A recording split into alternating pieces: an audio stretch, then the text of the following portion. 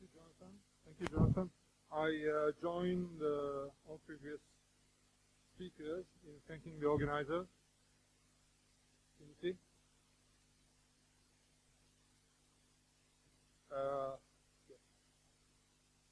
This paper stemmed from stories in Christian Syriac texts and Talmudic literature that bear a striking resemblance in regard to the practice of praying and the mental state that it imposes. Before we get to the text and the analysis, we need to underline two obvious differences between the Jewish and Christian practice of praying in the late antique period. Firstly, while the Jewish halacha makes praying an obligatory practice of 3 times a day for every Jewish man, for Christian believers, praying is not constituted as obligatory practice. However, for monks, praying is obligatory and occupies a significant part of the daily routine. This paper will thus compare between the practice of praying of rabbinic Jews and Christian monks. The second difference refers to the actual text of the prayers. Jewish texts from the period refer to the 1819 blessing, which together with the Shema make up the core of daily cult. In contrast, references to the actual text of Christian prayers from the same period are rather vague and rely mainly on references in the New Testament period. This, of course, is also connected to our first observation that Christian authors do not refer to praying as an obligatory practice. We find this in Origen's views on praying as he formulates them in his treatise on prayer. He distinguishes between the two aspects of praying, between what to pray from one hand and how to pray from the other hand. The first refers to the actual words of the prayer, and the second refers to the disposition of the praying person. Origen dedicates the entire treatise to this disposition of prayer. This may provide us with a common ground for the comparison between the different texts in regard to praying. They address the practice of praying by treating the disposition which the act of praying requires. This is common to different Christian authors, as well as we shall see also to Talmudic discussions about praying. To Origen, the need to control this disposition is crucial, since it is the only way to defend against Satan's desire to divert the attention of the praying man. He dedicates the main core of his text to this and refers to the actual content of the prayer only briefly towards the end of the treatise. There he states the 4 topics that the prayer should include: praise, thanksgiving, confession, and request of heavenly things. Origen's main objective is to distinguish the Christian prayers from the prayers of the Gentiles, ethnikoi, who, and I quote, who heap up empty phrases or speak with many words or practice like a serpent. The imagery of the serpent as an obstacle of praying, loaded of course with meaning, is the main element that I would like to examine here. But before that, I would like to state that my paper leaves aside the question of the verbal content of the prayer and focuses on the ways the Jewish and Christian authors invented in order to define the disposition of prayer as a practice of worship. In using the plural form, I am not suggesting that there were 2 distinct ways, one Jewish and one Christian. Rather, I would like to examine the different attitudes by different texts in order to understand the common questions they raised, to which they responded differently. In what follows, I will move maybe a bit too freely between texts of the 2nd to the 6th century, and I would like to begin with the description of John of Ephesus of an excessive case of such a disposition. So there's no handout, I just project the text. So this is, this is the first text. Just a second. See that? Yes. So I read. It's about, in his Lives of the Eastern Saints, we read the following descriptions about Mary, a holy woman from Syria, who arrived in Jerusalem and spent 3 years at the Golgotha. And I read, when she had gone up and prayed, she stood before the place called Golgotha, and was lifted up with the ecstasy. And you have the Syriac terminology. And she remained standing there 3 days and 3 nights, while men came and saw her. She would sit in the same way, and for 3 and 4 days, and as much as a week, she would sit silent, with her mind wrapped up in heaven. Usually her seat was in front of Golgotha, while she sat with her eyes raised, and looking in ecstatic wonder, and weeping, just as if she were looking at God fastened to the cross and standing there with the result that while she sat there in admiration every day, those who saw her looked upon her as mad or as some old person who had become silly. And thus she completed 3 years there in her praying. Praying here has the symptoms of an ecstatic disposition. The duration of this disposition that disconnects Mary from her surroundings leads the last to perceive her as a mad woman. Finally, in the following passage, when she is recognized as a holy woman and her ecstasy is understood as praying and not as an act of madness, she is asked to pray for other believers. These descriptions of the mental state of Mary praying is not rare. Similar descriptions are found in monastic literature and hagiography. Such descriptions define the ideal prayer as a state without destruction, aperispatos, which allow the soul to be elevated toward God and to receive visions. The monk, which succeeds to enter such a state, can prolong the prayer. The saying of the Desert Father, which are presented as a guide to the beginner practitioner, define in addition the obstacle to reach this level of consciousness and emphasize the importance of attentiveness and freedom from mental destruction in prayer as means to reach the objective of the prayer. And this is, of course, connecting to God.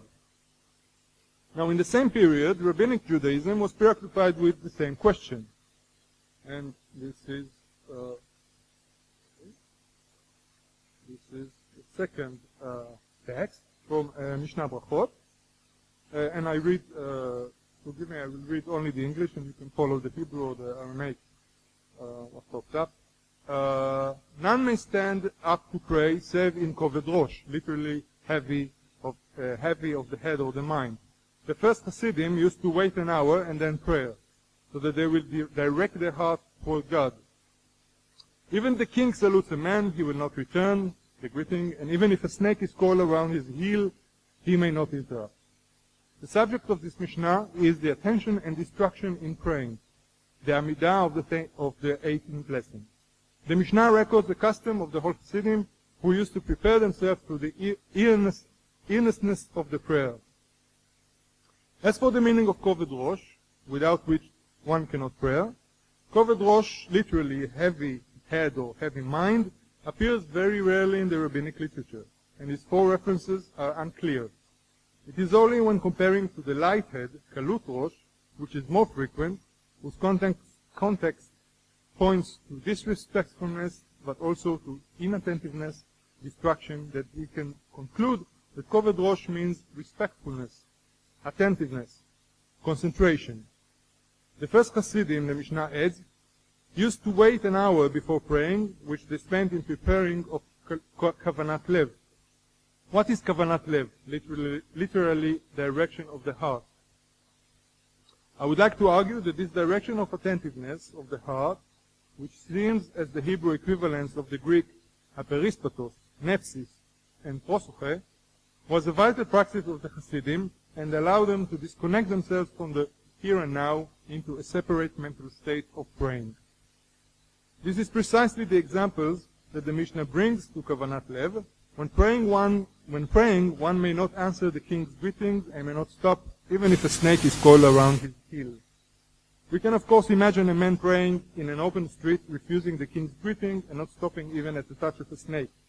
I would like us, however, to consider that what the Mishnah is describing here is a mental state of disconnection from the environment, a temporary mental state that does not allow praying men to perceive kings and snakes. Something of a mental state between ecstasy and meditation. This can explain why the Mishnah brings the case of the first Hasidim's behavior as exemplary. In the Tosefta, however, we find exactly the opposite view. This is the third.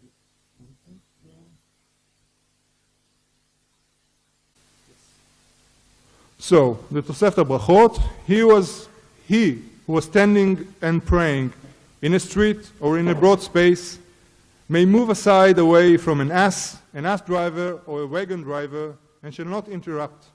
They said about Rabbi Hanina ben Dosa that while he was praying, a rod bit him, and he didn't stop. His disciples went and found it dead upon the opening of its barrel, and said, "Woe to the man who was bitten by an arod, woe to an arod who was bitten by ben Dosa." The Tosefta allows the praying man to move from his place in case of danger, in condition that he does not stop praying. The Mishnah says nothing about moving and is only concerned with not interrupting the prayer. Instead of the king, we find here a wagon driver, and instead of a snake, an ass. But the snake is not absent. It is linked here contextually through a specific type of snake whose name resembles a wild ass.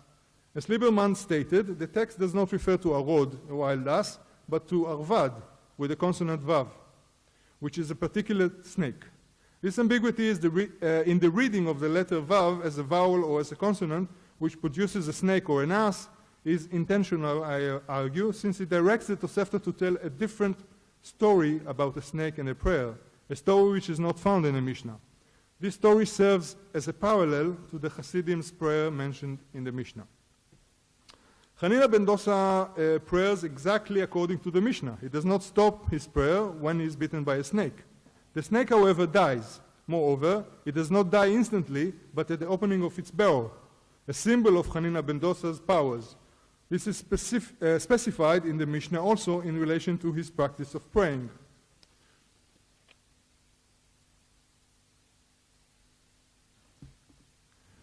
Mishnah Brachot 5:5. If one prayed and erred, it is a bad sign for him. And if he be the prayer leader, it is a bad sign for those who sent him, because a person's agent is like himself. They said about Rabbi Hanina ben Dosa that he would pray for the sick people and said, "This lives and this dies." They said to him, "How do you know?" He said to them, "If my prayers is uttered well or fluent in my mouth, I know that he is accepted, and if not, I know that he is confused, scumbled, rejected." We see then that the Tosefta had a literary context in bringing the case of Hanina ben Dosa and the snake. Of course, Hanina ben Dosa has the special power of a pious miracle worker, maybe the most famous rabbinic miracle worker. His prayers have more power than the prayers of others because he can connect to divine providence. This is precisely the function that the Amida prayer has as an ecstatic practice. It was defined by Uri Ehrlich as dialogic prayer, being a man-to-God dialogue. Ehrlich has attributed the Amida's unique religious status to this dialogic foundation, for which the special defined gestures function as experiential means. However, as we see here, the emphasis and the importance are specifically given to the prayer's text. To say the text with no interruption, with complete attentiveness and intention, and no errors as means to reach the divine. The Palestinian Talmud develops this in its version of the story about Hanina ben Dosa and the snake, connecting it directly to the Mishnah Brachot. And here we go to the Palestinian Talmud, also Brachot, and I read the English. Even if a snake is coiled around his heel, he may not interrupt his prayer. Rabbi Huna, in the name of Rabbi Yosef, they taught only as to a snake, but as to a scorpion, he stops. Why? Because it stings time after time. Rabbi Ila said, they said only for a snake coiled around the heel, but if it menaces and moves towards him, then he should hide himself away as long as he does not interrupt his prayer. It was taught that if a man was standing and praying in a street or in a broad space, he may move away from an ass and a wagon as long as he does not interrupt his prayer. They said about Rabbi Hanina ben Dosa that he was standing and praying and a chavarbur came and beat him, but he did not interrupt his prayer. They went and found that chavarbur lying dead upon the opening of its barrel. No, sorry. Yeah, this is the... Yes. They said, woe to the man who is bitten by a chavarbur, but woe to the chavarbur who beats Rabbi Hanina ben Dosa. What is the nature of this chavarbur? When it bites a person, if the person reaches water first, the chavarbur dies. But if the chavarbur reaches water first, the person dies. His disciple asked him, Rabbi, did you feel the bite of the chavarbur? He answered them, may misfortune befall me if I felt, because my heart was directed on my prayer. Rabbi Yitzchak Bar Elazar said, "The Holy One, blessed is He, created a spring beneath the soles of His feet to fulfill the saying, the will of those who fear Him He will do, and the prayer He will hear, and He will save them." This passage clarifies what is exactly the direction of the heart, the heaviness of the head. It is a special mental state during which the praying person is not aware of his surrounding. The question here is not whether to stop the prayer when a snake is coiled around one's heel, but whether during prayer one can be at all aware of snakes. We find a Syriac version of the same story about Hanina ben Dosa and the snake in the Syriac life of Simon the Stylite the Elder. This is the next text, and here you have only the English, sorry, but with a few words in few terms in Syriac. So, in secret he had many battles with the enemy of good.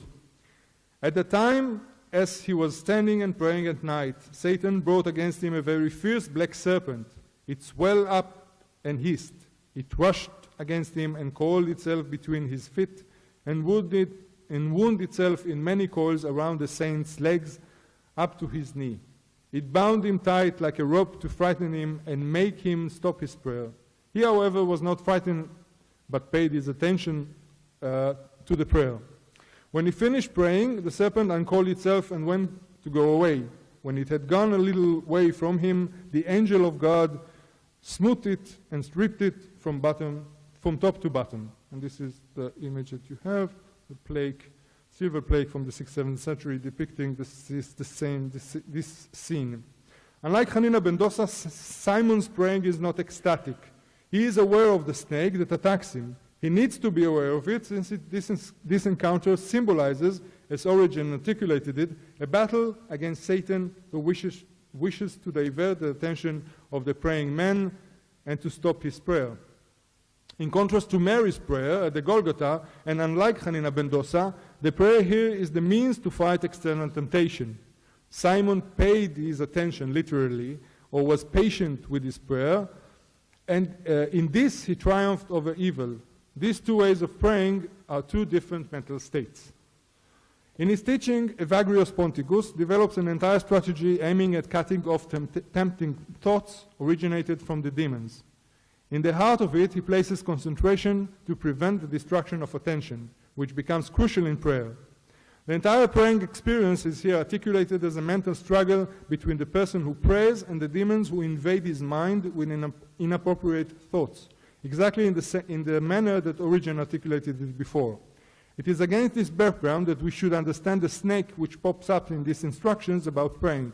It symbolizes not only destruction for prayer, but an intentional destruction. In other words, the monastic literature emphasizes here what the rabbinic sources completely mask: the snake's intention to disturb the prayer. In a dissertation about self-transformation in monastic literature, Inbar Greiver shows how this embodiment of the bad and inappropriate thoughts by demons serves as a means to fight them and to triumph over them. Evagrios set a strategy to fight this through antiresis, cutting off of the corrupting thought that invades the mind by an opposite good thought. In other words, the objectification of bad thought as external entity is the first step of a strategy in cognitive psychology. Building on the same premises, with the same objective of how to evade demonical threats as thoughts during praying, Keshen, who gives special instruction to the praying monk who needs to fix his attention, what he should gaze at and think on so that the mind will not be distracted. But this results in a altogether different strategy than Evagrios. Praying, according to Keshen, means that the monk should not be aware of himself. In contrast to Evagrios' ardent opposition to voluntary ecstasy, which he understood as madness, Keshen draws on an exegetic tradition which started with Philo that attributed a religious meaning to the Greek term ecstasis. The term appears in classical Greek in the meaning of displacement, standing aside, distraction, also of the mind, from terror, astonishment, anger, etc. While in early Christian sources, it also includes the meaning of trance, entrancement, as well as our modern meaning of ecstasy. Keshen translates the term by using the Latin excessus, departure, and refers it specifically to an ecstatic state of praying, which is sudden, rare, and normally brief. It is a rupture of the mind caused by the gift of grace, as we can consider this as common to the praying state of both Mary and Hanina ben Dosa. Okay. But as Evagrius Pontifex and John Ephesus show, this was quite a dangerous path which could lead to and be perceived as madness. And this is why Evagrius expressed such a determined opinion against it and develops a cognitive method to replace it. We shall now see that the Babylonian Talmud does exactly the same thing, but articulates it quite differently. And this will be the last text that I will want us to examine. So, the Babylonian Talmud, also on Brachot.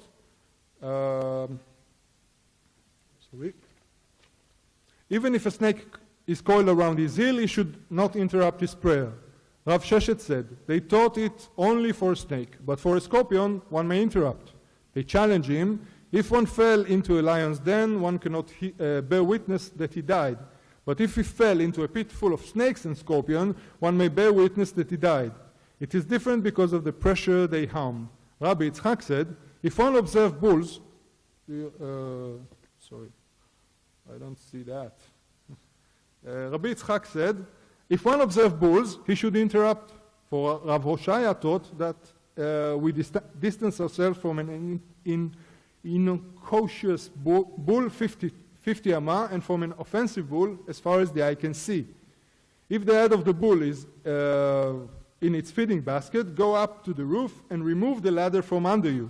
Shmuel said this is so with regard to a black bull, and in the days of Nisan, because Satan dances between his horn. The rabbis taught a story in a certain place which there was an arvad that would harm the people. They came and told Rabbi Hanina ben Dosa. He said to them, show me its barrel. He placed his heel over the mouth of the barrel. It came out and bit him. And that arvad died. He placed it upon his shoulder and brought it to the study place. He said to them, see, my sons, it is not the arvad that kills, but the sin that kills. And that time they said, woe to the man who was met by an arvad, woe to the arvad who was met by ben Dosa.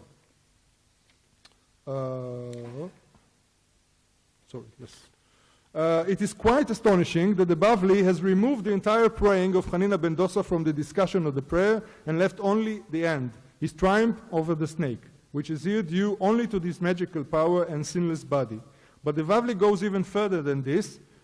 It sets a cognitive algorithm for the praying man who stands outside. One should be aware of bulls around. One should notice which bull is there and how it behaves. And one should also need to be capable to estimate the distance between himself and approaching bull. And all this while praying. Moreover, in complete contradiction to the Mishnah, the Bavli even demands that in certain cases one should stop praying and run for his life.